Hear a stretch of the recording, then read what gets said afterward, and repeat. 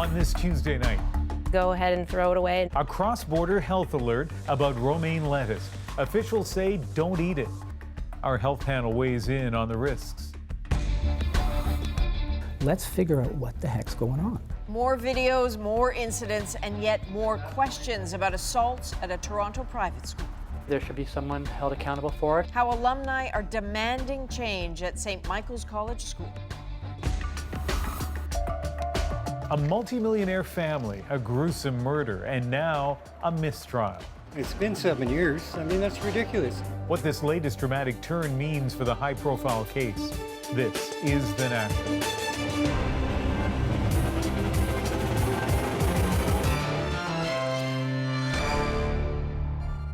A warning tonight from health officials on both sides of the border. If you have romaine lettuce in your fridge, don't eat it, don't serve it. In some parts of the country, it may put you at risk. The Canadian Public Health Notice went out to residents in Ontario and Quebec, where 18 cases of E. coli infections have already been confirmed. 15 in Quebec, 3 in Ontario. So far, 6 people have been hospitalized with severe symptoms. And in the United States, the Centers for Disease Control have issued a country-wide warning.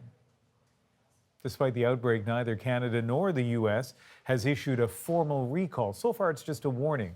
And as Jacqueline Hansen explains, that's creating some confusion.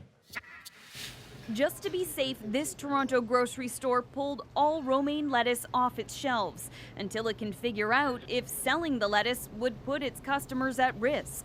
When I came in here, it was one of the first things I was going to pay attention to see whether they still had it on the shelf or not. What's going on to cause all these outbreaks? Some Canadian grocers haven't taken action yet and don't have to. Officials in Canada and the U.S. say they're still trying to figure out the source of the problem. Until then, no official recall. In the U.S., the advice to consumers is clear. They had already gone to the store and they have romaine lettuce in their home, just to go ahead and throw it away and not to serve it. But in Canada, consumers are just being told to avoid it until more is known about the outbreak and the cause of contamination. Experts say this outbreak is like lightning striking twice.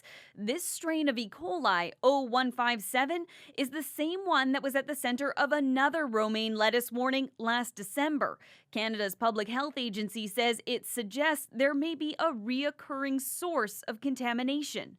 The strain is also more likely than others to make people severely sick. Simply washing the lettuce won't help.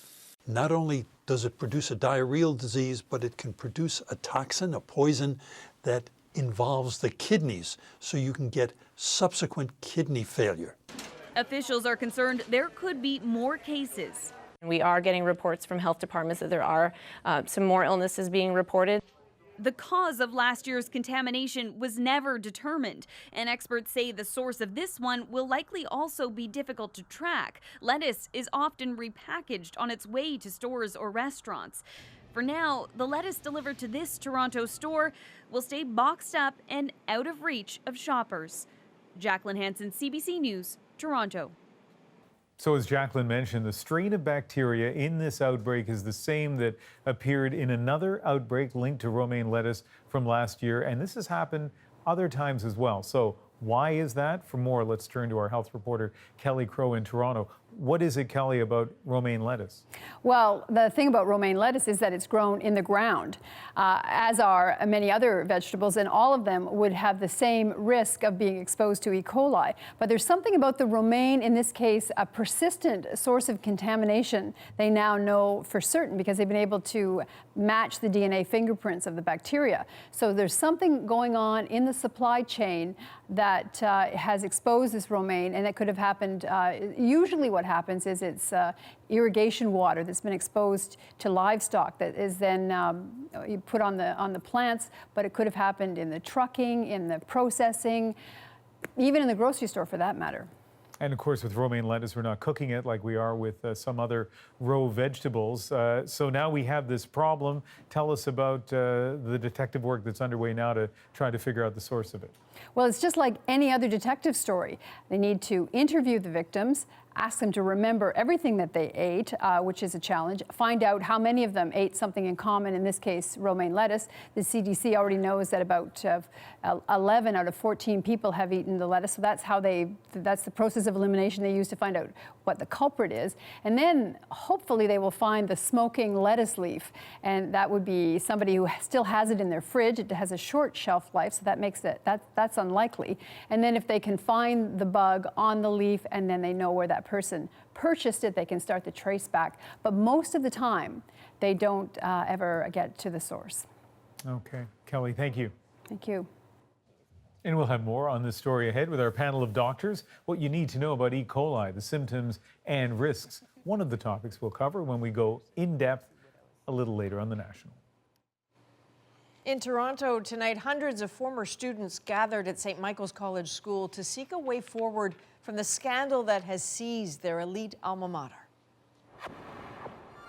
2 new videos are under scrutiny tonight as police widen their investigation into physical and sexual abuse among students. Police have yet to confirm the identities of the people in the video or whether they're students at St. Mike's. Still, it all weighs heavily on a prestigious school that is older than Canada.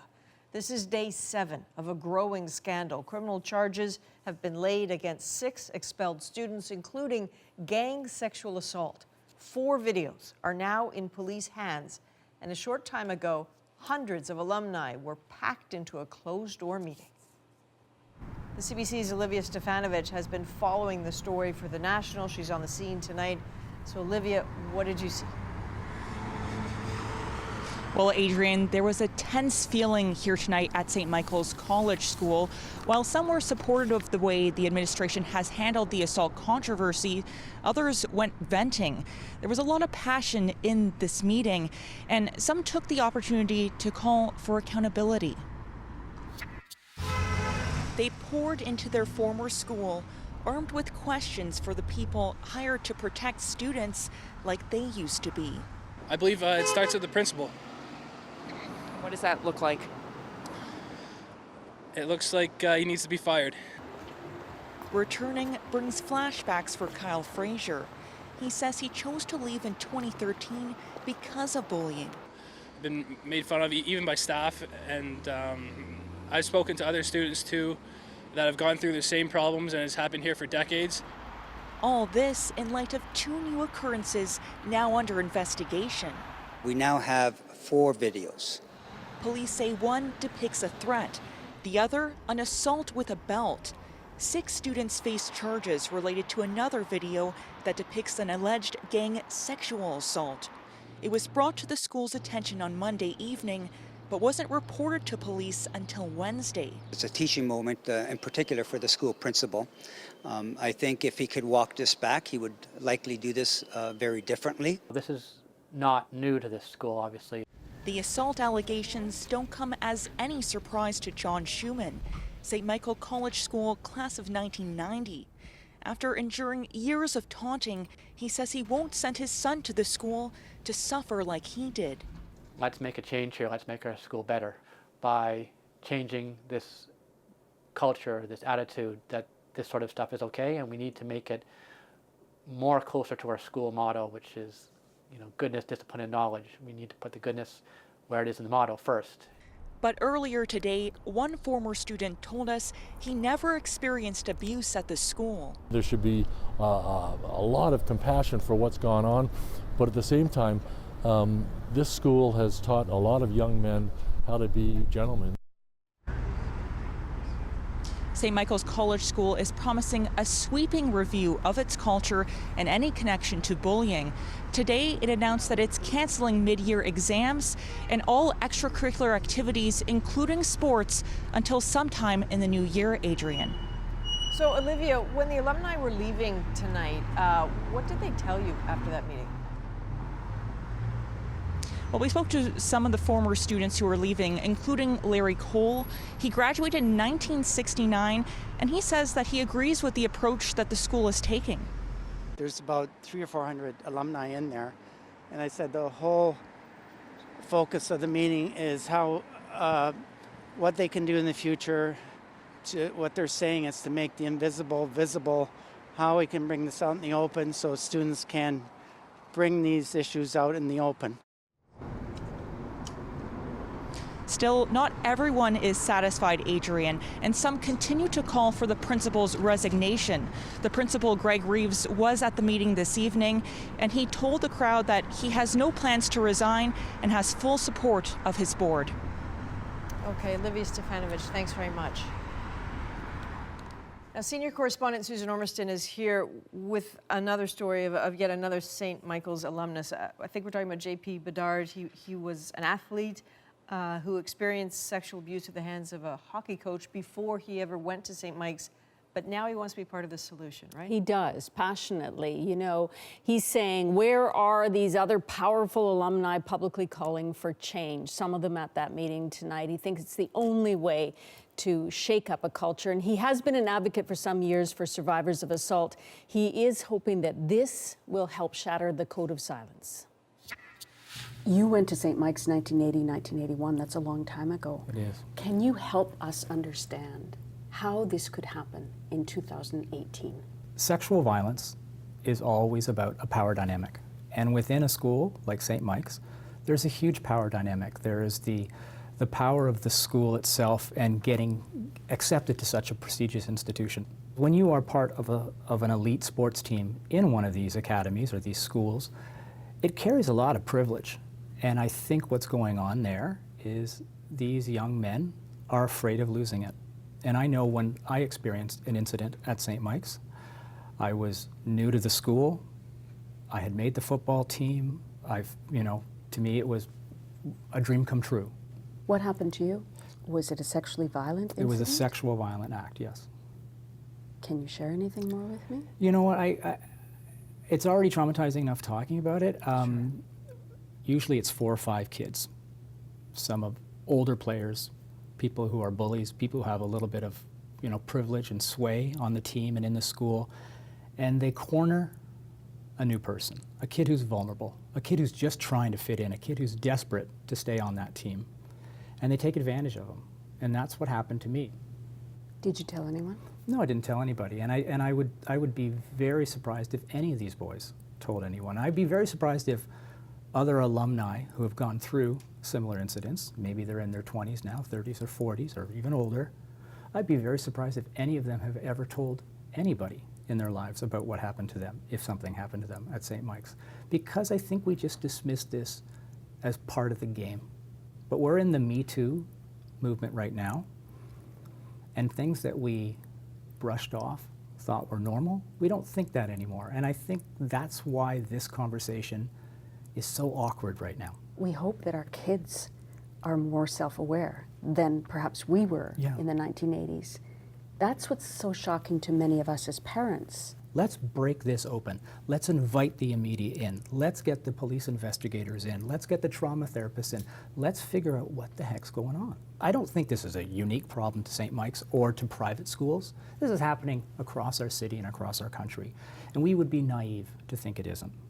As an alumni, would you be comfortable sending your son or your grandson now to St. Mike's? Well, the answer is absolutely no. Why? Because I think they have to earn that trust back. Right now, I think that trust has been broken.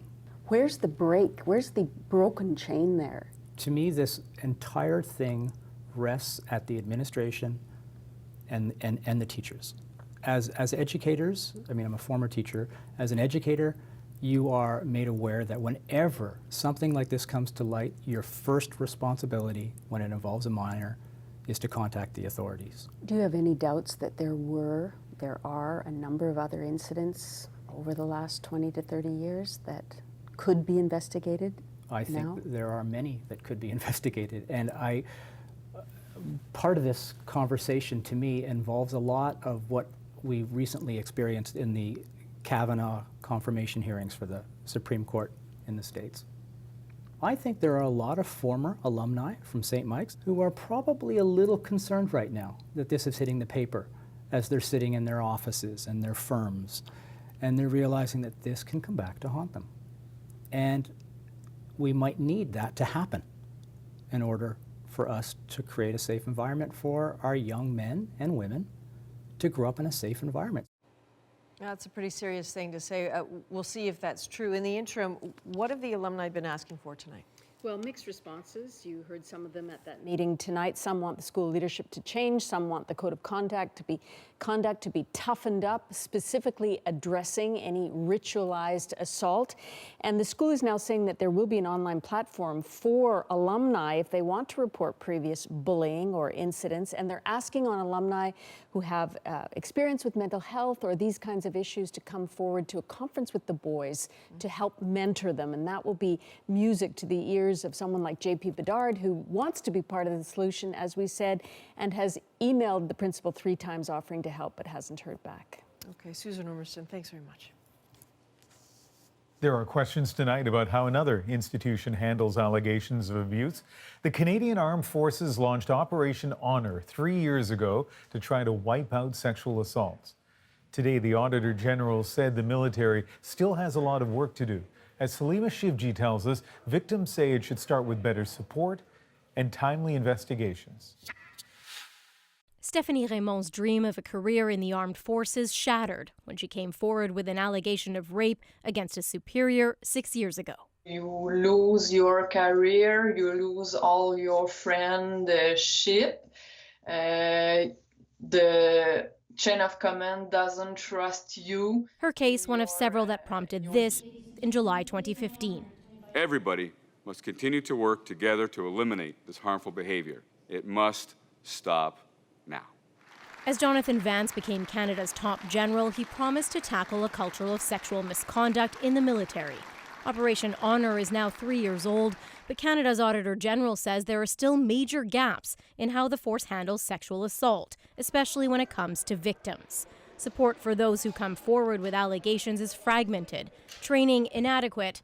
Some soldiers don't feel safe speaking out, and so complaints flounder and investigations drag on. What we found was that for the military police investigations, they were taking approximately 7 months to be finalized. 7 months for what should have been done in 1. The minister responsible says the military is working on the problem, but he says changing an entire culture of behavior is a complicated process. I wish that we could fix it immediately, but unfortunately, in this case, we didn't have all the right answers. This was going to take time for us to get an understanding, even as we try to do the right thing. He points to recent changes, legislation creating a victim's bill of rights in military courts, and there's a new review process that'll take a second look at sexual assault allegations initially deemed unfounded. But Raymond, who's waiting on a new trial date for her alleged attacker, isn't convinced that's enough. They don't want to deal with the crime or with the accused or with trial. For her, changes come too late. She hopes it will be soon enough for others. Salima Shivji, CBC News, Ottawa. The Auditor General is also taking aim at how the federal government handles your money. If you've ever felt the tax agency didn't treat you fairly, you may be right. The AG found that how the Canada Revenue Agency deals with you and your taxes varies on who you are, where you live, and the agent you're dealing with. For example, taxpayers in one region waited 12 weeks to complete an audit, but 40 weeks in another part of the country. In another case, CRA wanted receipts for expense claims within 90 days, but some taxpayers with offshore accounts were given years to provide the same information. So that inconsistency, the Auditor General says, violates the Taxpayer Bill of Rights. Some other stories we're following tonight on The National. Ottawa losing patience over the Canada Post dispute. The government says it's ready to act in the coming days if a deal can't be reached. They've had well over a year to negotiate this. They've had every support that we could possibly offer them. The Labour Minister says the government has reappointed the special mediator to see if Canada Post and the union can reach an agreement. But if that doesn't happen soon, she says the government is prepared to table legislation to end the strikes. That job action now entering its 5th week, and Canada Post says there have been significant backlogs of mail. Do you have any idea what this is pertaining to? No, I don't. And neither does the Sergeant at Arms. A dramatic and puzzling day at the BC Legislature. 2 of its most senior officials were suddenly escorted out of the building and put on administrative leave. It was then revealed the move was linked to some sort of active criminal investigation by the RCMP, but so far, the exact nature of that investigation has been kept secret. Ahead tonight on The National, another twist, a mistrial in the murder of a New Brunswick millionaire, why the judge suddenly dismissed the jury today. And we'll go in depth on the flu season. We'll ask our panel of doctors, why aren't more Canadians getting the flu shot? And a little later, Keith Bogue takes a closer look at Donald Trump's new comments about Saudi Arabia and its role in the murder of a Washington Post journalist. We are with Saudi Arabia. We're staying with Saudi Arabia. And by the way, just so everybody, I have no business whatsoever with Saudi Arabia. Couldn't care less.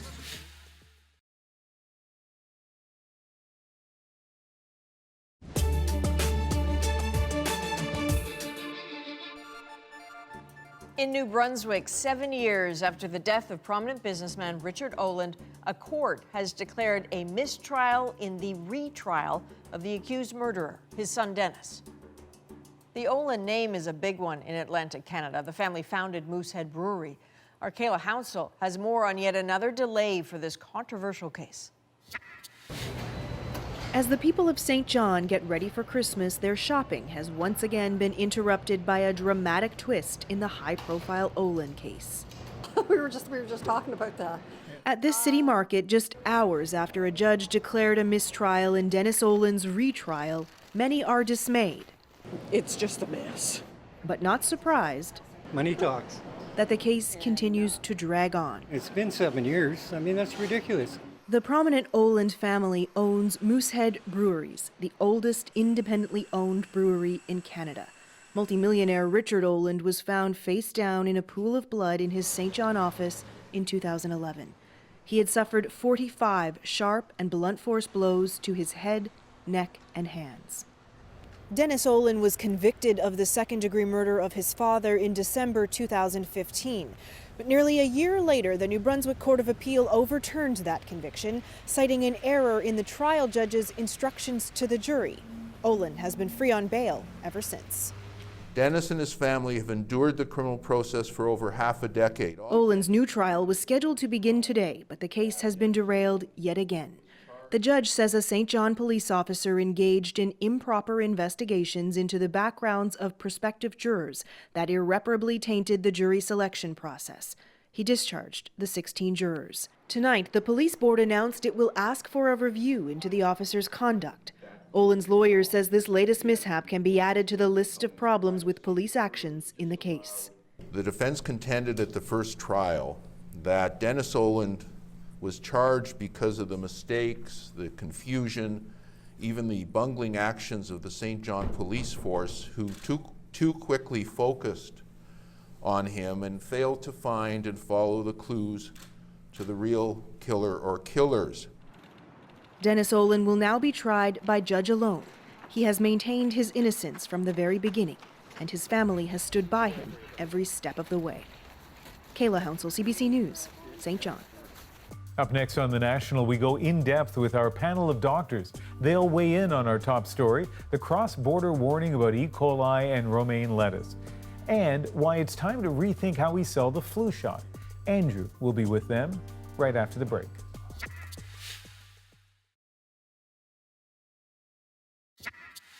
It's that time of year. Things get very busy and not in a good way. Fever, chills, body aches, nausea, aches and pains. It's flu time. It's that season. Doctors' offices get slammed, emergency departments get crowded. Hospitals get full. This happens every year. This can be a very serious illness. And we need to take it more seriously. Flu is the 7th leading cause of death in Canada. The flu shot is not perfect, but it's the best protection we have. People don't get the flu shot because they often underestimate that the flu itself can be deadly.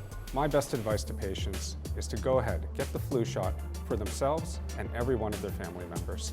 I'm Dr. Danielle Martin, family physician and vice president at Women's College Hospital in Toronto. I'm Dr. Samir Sinha, and I'm a geriatrician and the director of geriatrics at Sinai Health System and the University Health Network in Toronto. I'm Dr. Lennox Baum, chief medical officer at the Hospital for Sick Children. Okay, hello. Welcome back to the studio. First things first, you may or may not notice over the course of this panel that I'm a bit under the weather. The old voice box is going, so bear with me. The good news is that I literally am surrounded by doctors right now, so this is a good thing. I'll be okay. If we could, we're going to get to the flu in just a moment, but I'd like to start talking about romaine lettuce. So we have a warning that's gone out across the United States. In Canada as well, particularly in Ontario, in Quebec, a warning that it may be contaminated with E. coli, romaine lettuce. So if you have it, throw it out. If you suspect you might have it, throw it out. How concerned ought we to be? Well, I think at this point there's not a reason to be alarmed. I think if you do happen to have lettuce at home, you should have a look at it. Fortunately, most people who do consume this are likely to be relatively well. And they're not likely to have any symptoms or any ill effects because our bodies are really great at handling all sorts of things that we throw at it. And Dr. Martin, what are the symptoms of an E. coli infection? Well, in the very worst case scenario, people can get really extremely sick from E. coli poisoning and can end up with kidney failure and all kinds of really serious effects. But most people, if they experience symptoms at all, will have an upset stomach, diarrhea, and sort of feel unwell and under the weather for a couple of days. And if that's the case, and if you have any of those symptoms and you've consumed romaine lettuce, you should definitely go and see your family physician or your primary care provider. And I suppose, might those symptoms only manifest after a certain period of time from consuming? It often takes a number of days, 2 to 8 days, they say, in order for those effects to make themselves known. So sometimes you have to think back a little bit, try to remember what you ate. But we see these food outbreaks periodically. We see them not just with lettuce, but in the case of E. coli, often in hamburger meat and other ground up meat products. And so it's a good reminder that our food supply, keeping our food supply safe is very important. And if there's an outbreak of an infection with food traveling such long distances across the continent, it can move from one place to another. Right. And I will say, I was startled to see in the official warning from the Center for Disease Control that the suggestion was if you suspect you may have had romaine lettuce, say, in your fridge, that you should actually wash and disinfect your fridge out of fear of contaminating other food. And so I suppose, Dr. Sinha, a common question might be, hey, could I just wash off the lettuce if I prepare a salad or what have you? I would say if there's been a warning about lettuce, and it's in that batch that could be infected, just throw it out. Right? It's not worth it. It's not worth your life. Now, again, many people will get E. coli and be fine, but some people can, especially if you're immunocompromised, that's the concern that you have. But the key is, wash your food well, always wash your food well. Clean your fridge every once in a while because it can be a source of not just E. coli, but other bacteria. And if in doubt, just throw it out. Okay. That's the word from 3 doctors, so heed that well. But I do want to switch topics now to another story that has really rocked students and parents, for that matter, here in Toronto. So talking about allegations of violence, of sexual assault at a private Catholic school, St. Mike's, a story that we've covered at length here on The National. And maybe, Dr. Huang, I'll start with you again. From a health perspective, in particular, when you look at this sort of the alleged trauma that may have been inflicted, bullying in general, what was your reaction when you heard the story? Well, it's heartbreaking to hear these allegations, and my heart goes out to the families and any children that have been involved with this. I think it's important to realize that children at their hearts are meant to be doing things like playing, learning, and enjoying themselves. Children aren't born to be put into these situations of trauma. And experiencing trauma, experiencing bullying can have long-lasting effects. And I think that's really important for people to know. The impact on bullies is also really interesting. So there's a stat that I want to flag to you that I thought was interesting. So a group called PrevNet, which is a network of researchers and organizations across the country, there's a statistic that they've put out that suggests 60% of boys who frequently bullied others in elementary school went on to have criminal records by the age of 24, which is an astounding fact. I mean, you talk about the potential long-term impacts on those who are bullied, but bullies as well. Well, and in fact, we know that many people who are abused themselves as children go on to abuse their own kids, for example. And so there are cycles, intergenerational cycles of violence that we see all across our society, and not just in schools and other institutions, but also, unfortunately, in our homes, in our daycare centers, in our piano teachers, environments, et cetera. In other words, it's not as though this is an issue that is confined to a single school or to schools in general. There's another statistic that I find really important when we think about the impact on long-term health, which is that more than 50% of adults who with mental illness and addiction report a significant trauma in their own early childhoods. So we think about trauma, people often think about trauma as sort of causing PTSD, and it can, post-traumatic stress disorder, but also short of post-traumatic stress disorder, there are other long-term emotional and mental health impacts from being abused or traumatized or hurt as a young person, and there are long-term physical health effects as well. So the impacts can be far-reaching for young people who are involved in situations like this. And Dr. Sinha, what do you make of the fact that, in this particular case, Toronto police, they said that this started as a hazing incident. Does that seem to you to be a kind of mitigating factor when you talk about the long-term health implications of someone who's bullied? And I wonder if, that this happened in the confines of a hazing incident, of initiation, or of sport in general. If that changes the equation fundamentally, or do you think that this is just as damaging, hazing or not? Well, I think, sometimes we use words like hazing. We say, well, it's just, it's something that maybe got out of hand. But the root issue here was that people were taking advantage of another person who probably didn't want to be put in that position. And that's the root of bullying. That's the root of abusing other people. And the challenge is that, we focus on this issue with children. But there was another statistic that came out the other day that reminded us that 50% of people in the workplace, in our workplaces, report that they're either being bullied or they actually witness bullying behavior. And then when you think about my patients, right, I primarily work with older Canadians, and really you see rates of elder abuse are on the rise because that behavior that may have impacted you as a bully as a child and stays in your family could be how you treat your parents, how you treat other loved ones, and can also not just take into account physical or sexual abuse, but financial abuse, emotional abuse, many other forms. And so it's an issue that really can span the generations, and it's something we need to be more aware of, and we need to do better at addressing and letting people know that it's not acceptable. We should move on to another topic that we actually will be talking about all winter long, and that is the flu. Season well underway, but despite years of, let's call it aggressive public awareness campaigns about the value of getting vaccinated, and by the way, the recommendation that 80% of us ought to be getting vaccinated, only about 29% of Canadians 12 and up actually get the shot. Meanwhile, flu is one of the top 10 causes of death in Canada. An estimated 3,000 to 5,000 Canadians died last year because of the flu, and every year the flu hospitalizes more than 12,000 people in this country. So why has the message of get vaccinated been so ineffective? Who wants to field that question? Well, I think because it's a yearly thing as opposed to a one-time and you're done with it, people think it's optional. They think it's like a pumpkin spice latte that, well, maybe I'll take it or leave it. And they don't actually understand that how important it is to protect themselves, but then also all the people around them, whether it's young children or it's older adults, the really vulnerable populations. And would you agree that it's the messaging that's flawed here? I think the other thing is language is important, right? So we were talking about, is there a difference between hazing and assault? Is there a difference between the flu and influenza? How many times do I see people in my office who say, I had the flu last week? And what they mean by that is I had a cold, I had a runny nose, right. I had a sniffle, they may not have actually I wasn't feeling well, the or the flu is also often used to describe, I had an upset tummy, I had some vomiting and diarrhea. But in fact, influenza is a very serious illness, and it hits you like a ton of bricks. Your muscle aches and pains all over your body. You're in bed. You've got a high fever.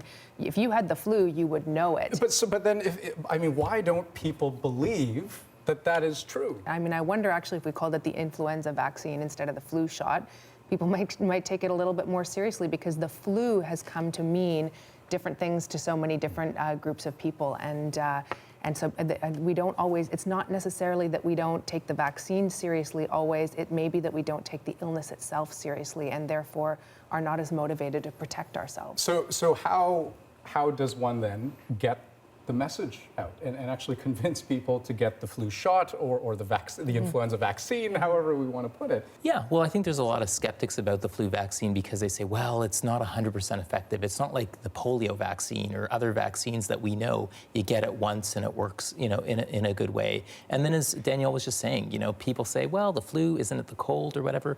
But we have to really remind people that influenza can kill. It's a serious illness, and often the challenge is that it's not necessarily maybe the influenza that kills you. It might actually trigger a worsening of your chronic condition, especially for an older person. So it might actually be the precursor to developing a deadly pneumonia or an exacerbated heart condition or a lung problem. And then mom or grandpa or whoever passes away, and people say, oh, well, they died because they had a heart attack or that, but they don't realize it was the flu that set everything off. Right. And so people underestimate how deadly it can be, and the key is that even if it's only 40% effective or 60% effective, that's still 40 or 60% more effective than not getting it at all. And I suppose, whether or not you want the vaccine to be protecting you, it is certainly true that it helps protect others. That's right. Absolutely. And so it's a public health service in addition to being a service to yourself. All right. Well, Dr. Sinha, Dr. Huang, Dr. Martin, thanks for your time. Thank you. Up next on The National, the growing international concern over the man who could soon lead Interpol. His representative in charge of the most important international crime-fighting organization is like putting the mafia in charge. First, though, a look at a story you'll see here tomorrow night on The National. Briar Stewart will take us to California with a dispatch from the ruins left behind by wildfires. One look at the scorched neighborhoods of Paradise, California, and the damage is painstakingly clear. Do you want a DOB on him? But what's still unknown is just how many of those who lived here didn't make it out in time. I just want information. I want answers to know if he's safe and well, and if he can please contact us. With hundreds still unaccounted for, we'll have the search for the missing tomorrow on The National.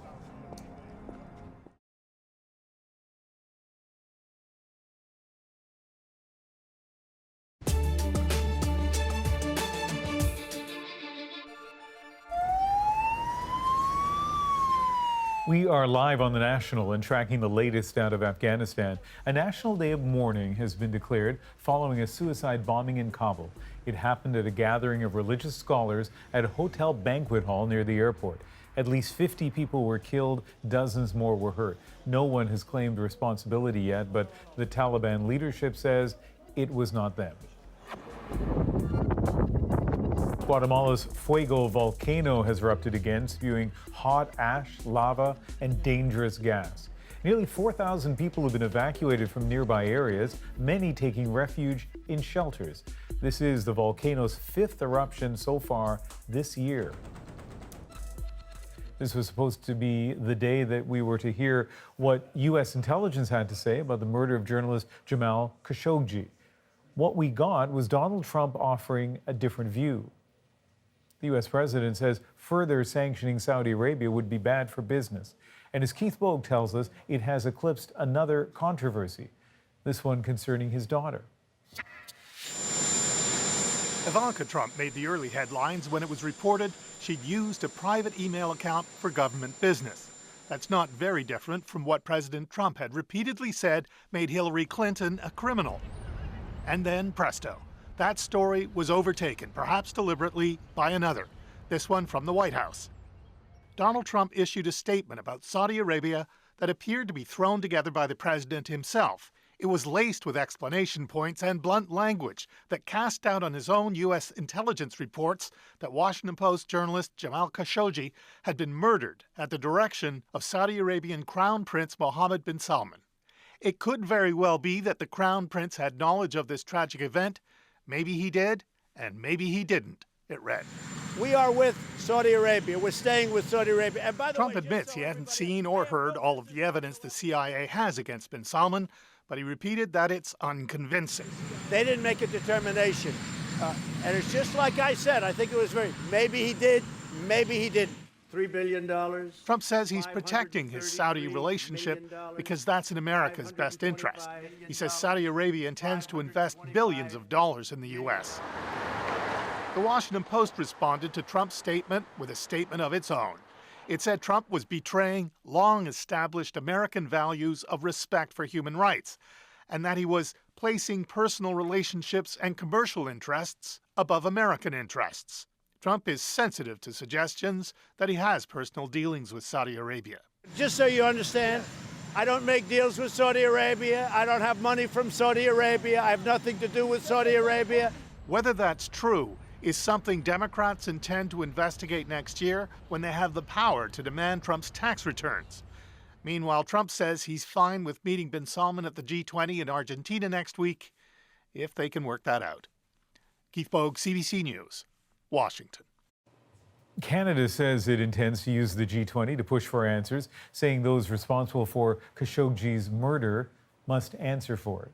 Right, and Canada has also raised some concerns about another international story we are tackling tonight, the choosing of a new head of Interpol. So the government is watching very closely and is particularly worried about Russia. Here's why. Tomorrow, members of Interpol, including Canada, will vote for a new president, Interpol being one of the world's top crime-fighting agencies. So far, so good. But the alarm is being sounded because, as Chris Brown reports, some fear Vladimir Putin might be trying to turn Interpol into a sort of personal police force. A ferocious critic of Vladimir Putin, British-American businessman Bill Browder is a wanted man in Russia.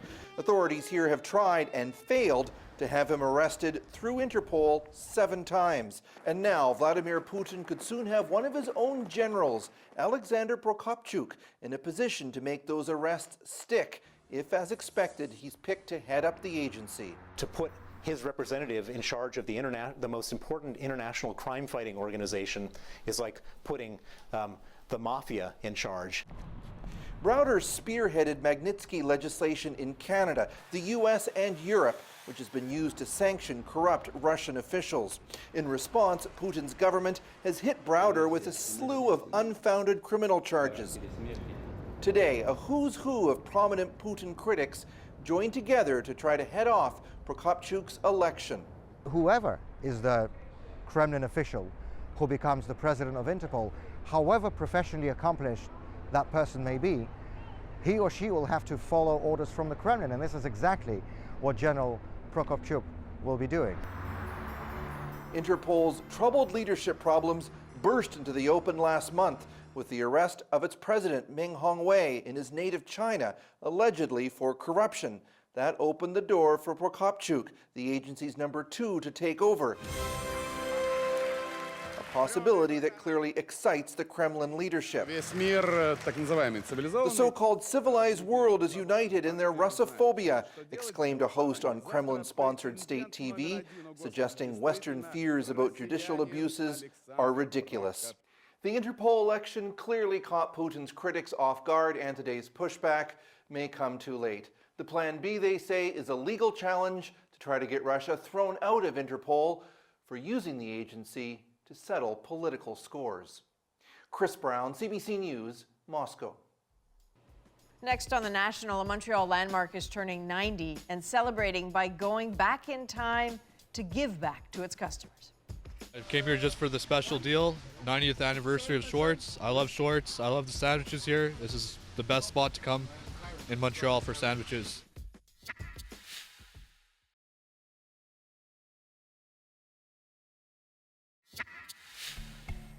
Montreal's iconic Schwartz's Deli is turning 90, and in honor of its anniversary, the staff there rolled back prices all the way back to 1928. That meant patrons could enjoy a smoked meat sandwich, fries, and a cherry Coke, all for just a little over $1. So the deal lasted for just 3 hours over the lunchtime rush. Fans and longtime customers braved the cold to celebrate the deli and, of course, to eat a cheap sandwich. And that is our moment of the day. This was something to give back to our loyal customers. And so we figured, instead of a free meal, $1.09 just to represent 1928. And in true Montreal fashion, a little snow and cold didn't lessen the lineups. I love Shorts. I love the sandwiches here. This is the best spot to come in Montreal for sandwiches. Get the medium fatty, you know, medium, it's like just right. This is the most famous place in Montreal to try the smoked meat sandwich. A deli apparently is not just a deli. What makes Schwartz's so famous all these decades later? Over the years, we've had a few different owners, but exactly same recipe since 1928. Because it works. It's the best thing. I mean, why change something that works? But a lot has changed since Reuben Schwartz first opened up. These days, Celine Dion is an owner. Yes, that Celine Dion. Longevity apparently doesn't always buy loyalty, though. If you can't get into Schwartz, go to the main. You know, I usually go to the main. It's better than Schwartz. What a thing to say. I can tell you it is always full, even when they're not offering all that for $1.09. But to me, the most incredible thing about this today is that it's not even the oldest, still functioning restaurant in Montreal. Montreal Pool Room started in 1912. And I know you don't believe this, but Old Montreal's L'Auberge de Saint-Gabriel, 1754. It's still open. Is that possible? Yes, it is. All right. And listen, I remember when I was a university student in the Maritimes, going with friends to Montreal, and Ben's Delicatessen, we heard about it, we went to it, I think very much the same kind of experience as Schwartz's.